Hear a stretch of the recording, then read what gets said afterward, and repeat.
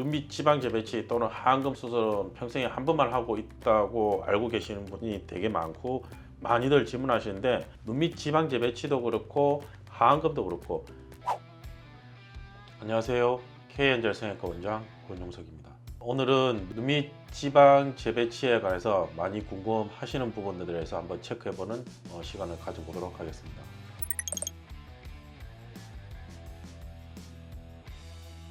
네, 맞습니다. 다크서클이란 거는 색소 침착이라는 부분도 있긴 하지만 세 가지가 섞여 있다 보시면 됩니다.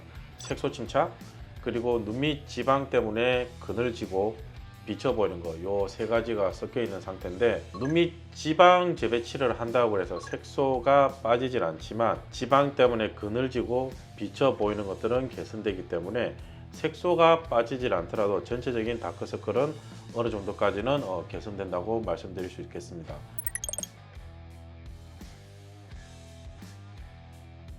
네, 맞습니다.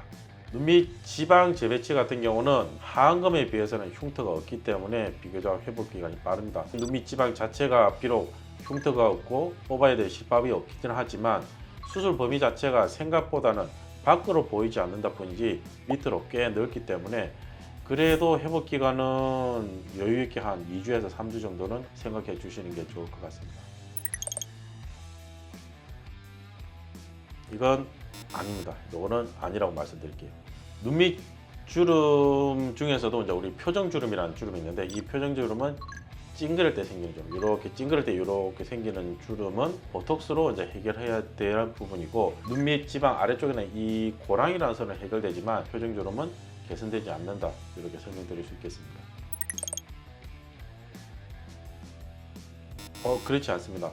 눈밑 지방과 애교살의 관계를 살펴보면 눈밑 지방이 없을 때는 이 애교가 잘 보이고 있지만 이 눈밑 지방이 넣으면서 이 지방이 애교를 덮어버리는 순간 지방에 가려서 애교가 보이지 않다가 저희가 눈밑 지방 재배치를 하고 나면 눈밑 애교를 가리고 있던 지방이 사라지면서 오히려 눈밑 애교는 더 또렷해진다 말씀드릴 수 있겠습니다. 이건 아닙니다. 이거는 아니라고 말씀드릴게요.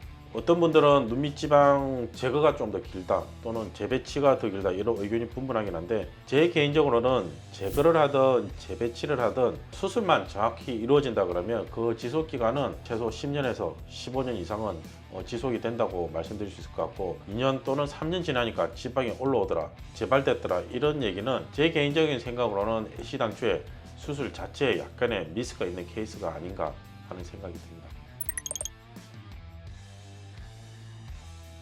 네, 맞습니다. 나이는 그냥 말 그대로 숫자일 뿐이고, 실제에서 제일 중요한 거는 눈 밑의 상태, 피부 처짐이라든지 근육의 늘어남 또는 중안면이 얼마큼 늘어났냐, 그 정도에 따라서 결정하는 거기 때문에 나이는 숫자에 불과하다고 말씀드릴 수 있겠습니다.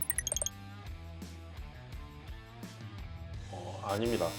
꼭 필러를 만든다고 해서 지방 재배치가 불가능한 건 아니지만, 저희들이 진단을 할 때 필러 때문에 보지 못한 부분이 있거나 또는 과장된 부분이 있을 수 있기 때문에 필러를 맞은 후에 수술을 고려한다고 하시면 필러를 녹이고 정확한 진단을 한 후에 재배치를 진행하는 게 좋을 것 같습니다. 케이스에 따라서는 수술을 해놓고 경과를 보면서 필요에 따라 또 녹이는 경우도 있기 때문에 필러가 있다고 해서 수술이 불가능한 건 아니고, 진단할 때는 없는 게 좀 더 좋을 것 같다, 이렇게 말씀드릴 수 있을 것 같습니다.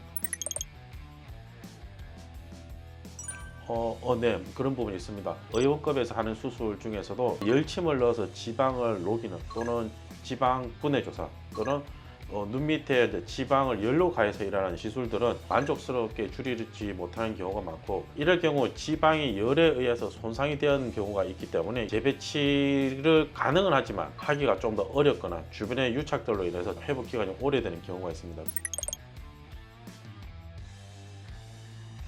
아니요, 그렇지 않습니다. 눈밑 지방 재배치 또는 하안검 수술은 평생에 한 번만 하고 있다고 알고 계시는 분이 되게 많고 많이들 질문하시는데, 어릴 때 쌍꺼풀을 하고 나면 나이가 들면서 피부가 처지면 중년대에서 많이들 또 하지 않습니까? 눈밑 지방 재배치도 그렇고 하안검도 그렇고 첫 수술에 비해서 조금 더 어렵고 신경을 써야 될 부분이 많다는 거지 평생에 한 번만 할 수 있다, 이거는 아닙니다. 그래서 쌍꺼풀하고 비슷하게 접근해 주시면 될 것 같습니다. 이거는 아닌 것 같습니다. 많은 분들이 이제 보통 오면은 안면의 비대칭 때문에 한쪽은 조금 더 지방이 많이 나와 있고 한쪽은 약간 비슷하게 정상적으로 보이기 때문에 한쪽 눈만 하기를 원하는 분들이 꽤 많습니다. 우리가 잘 알고 있듯이 우리의 모든 얼굴엔 좌우가 비대칭이 있고 골격의 크기, 특히 안하골의 차이가 있기 때문에 지금 괜찮아 보이는 쪽을 하지 않고 조금 진행돼 보이는 쪽만 한다 그러면 지금 당장은 괜찮을 수 있겠지만 머지않아 또 따로따로 또 짧은 시간에 해야 될 확률이 높기 때문에 같이 동시에 진행하는 것을 원칙으로 하고 있습니다.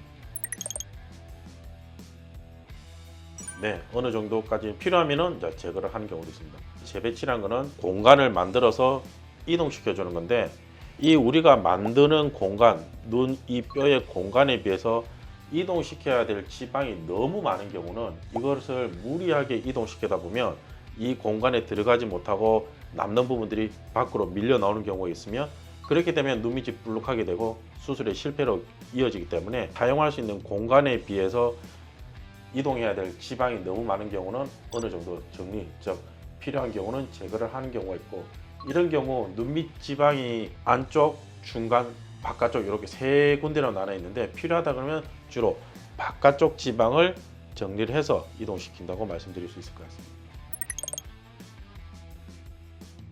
이거는 세모 맞기도 하고 아닐 수도 있기 때문에 요거는 케이스에 따라 좀 달라지기 때문에 요거 세모로 설명드리겠습니다. 밑트임의 흉터가 어디에 위치해 있느냐 또는 절개냐 비절개에 따라 좀 달라지긴 한데 우리가 수술하기 위해서 결막을 열어보면 저희 눈밑 지방 재배치하는 흉터랑 거의 겹치는 경우는 저희들이 가능하면 피해서 가는 경우도 있지만 부득이하게 밑트임 한 부분과 겹쳐지는 경우는 조금은 밑트임이 약해질 수 있는 경우도 있습니다. 그래서 저희들 항상 환자분한테 말씀드릴 때 밑트임의 흉터에 따라서 약해질 수도 있지만 가능하면 저희들이 최대한 피해서 이렇게 진행한다고 설명드리고 있습니다.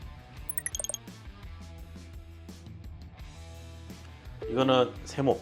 정확하게 말씀드리면 흉터가 생기지 않는다는 얘기가 아니고 흉터는 결막에 생기긴 하지만 밖에서 봤을 때는 보이지 않는다. 이렇게 설명드릴 수 있을 것 같습니다. 이건 아닙니다. 이거는 아니라고 말씀드릴게요. 모든 수술이 1부터 10까지의 과정이 있다면 1부터의 10까지의 과정을 천천히 완벽하게 진행했다고 할 경우 수술 시간이 짧을수록 회복도 빠르고 조직의 손상도 적기 때문에 빨리 마치는 게 붓기에 더 좋다.